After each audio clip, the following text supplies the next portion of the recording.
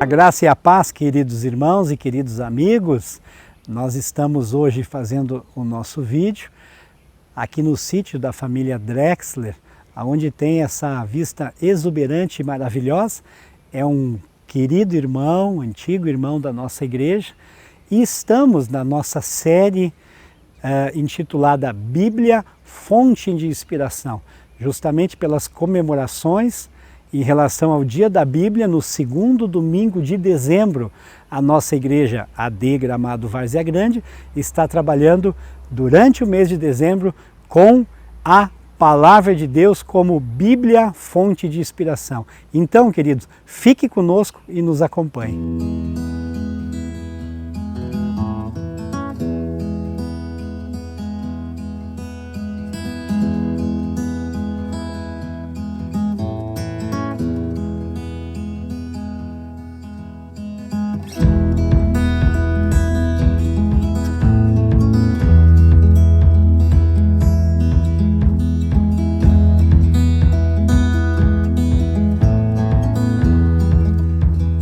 Provérbios capítulo 8, versículo 8 e 9 nos diz: todas as palavras da minha boca são justas, não há nelas nenhuma coisa torta nem perversa.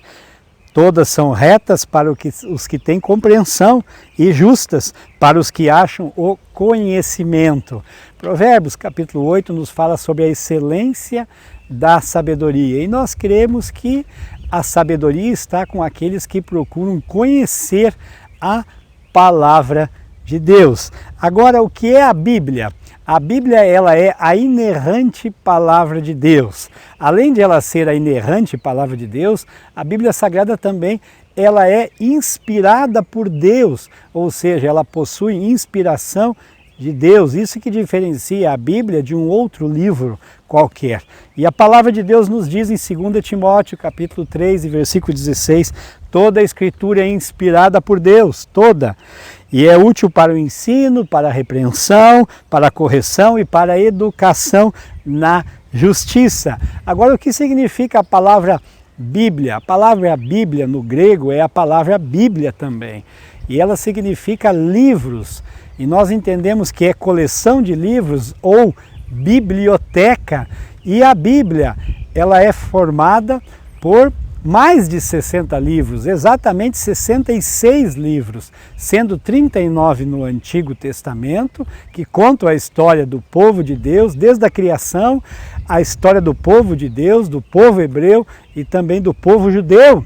E no Novo Testamento temos mais 27 livros que contam a história de Cristo Jesus e também dos seus seguidores. E a Bíblia foi classificada no passado, quando foi fechado o cânon bíblico, e cânon é regra de fé ou régua de medir, e a regra de fé que a Igreja Antiga fechou o cânon bíblico, ela classificou a Bíblia da seguinte forma, da seguinte maneira, que você está vendo aí no seu vídeo a partir de agora, uma biblioteca, e foi classificado da seguinte maneira, pelo menos o Antigo Testamento nós vamos falar hoje, nesta parte do vídeo de hoje, e a primeira classificação é a lei, ou a Torá, ou os livros da lei de Deus, ou o Pentateuco, e Pentateuco significa 5 livros, e aí está então classificado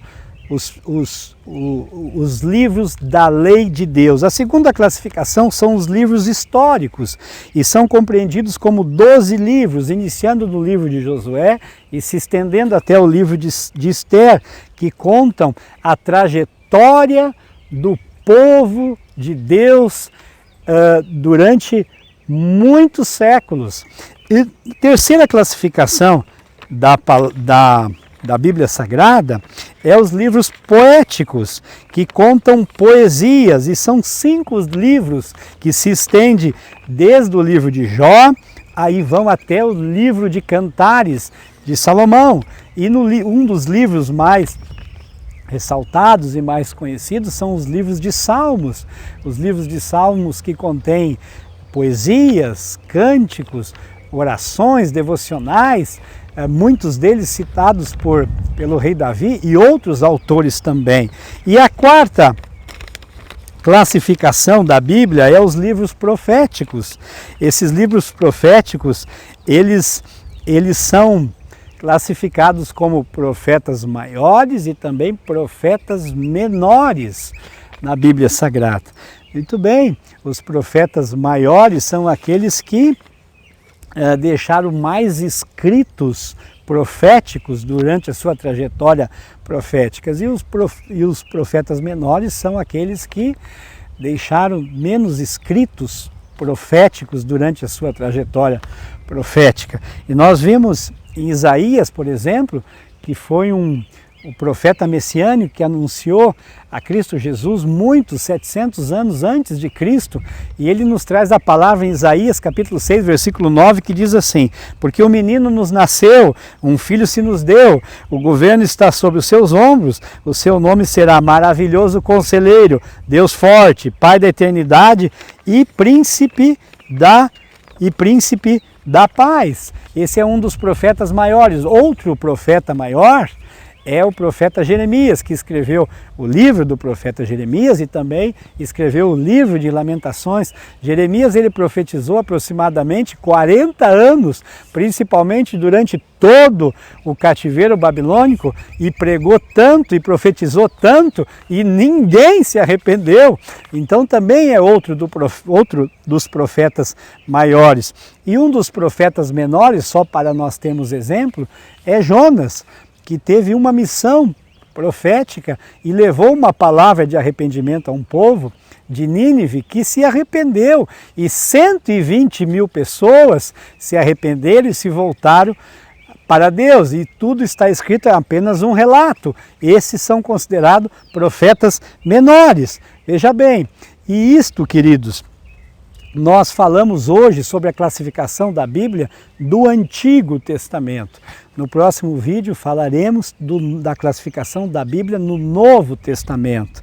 Muito bem, e nós estamos em uma programação, em uma mentalidade, em uma campanha sobre a Bíblia de ter, ler, crer e viver a Palavra de Deus. Ou seja, nós temos a Palavra de Deus na mão, agora nós lemos a palavra, e se nós lemos, nós cremos na palavra de Deus, e se nós cremos, nós vivemos a palavra de Deus. Amém, queridos? Em Mateus capítulo 13, versículo 23 nos diz: mas o que foi semeado em boa terra é o que ouve a palavra e a compreende, e este frutifica e a produz a 100, a 60 e a 30 por um. Quer dizer o que, queridos irmãos? Se você lê a palavra, se você crê na palavra, se você tem a palavra, se você lê, se você tem, se você crê, se você vive, de alguma maneira, de alguma forma, você vai frutificar na sua vida cristã. Deus abençoe a sua vida e até o próximo vídeo.